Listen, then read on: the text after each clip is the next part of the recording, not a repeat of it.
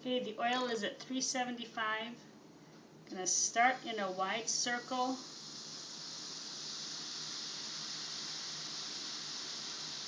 And then what? And then go towards the middle, and you want to make a few connecting strokes going back and forth, almost like a spider web, so that it holds together when you turn it.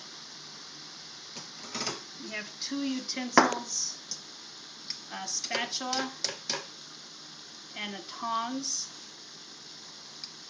Wait until it starts getting toasty. You can start seeing the brown. And then you don't want to scrape it on the bottom, but you kind of lift it on the bottom and then hold it in place with the tongs so that you don't splash it in the oil when you flip it over. Let it go for about another minute. And this is about the size we're going to make them, maybe a little bit bigger, because you want to cut them in halves or in quarters to serve them.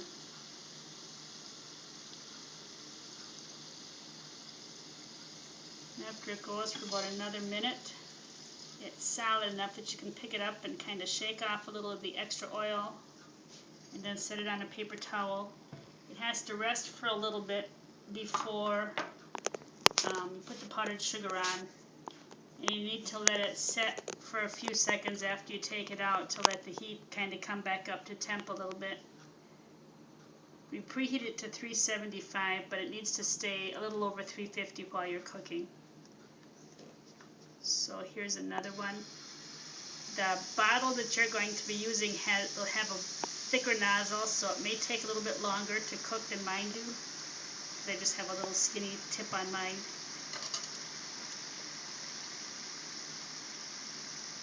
And then once this has rested for a little bit, I'm going to dust them with powdered sugar and then cut them in half.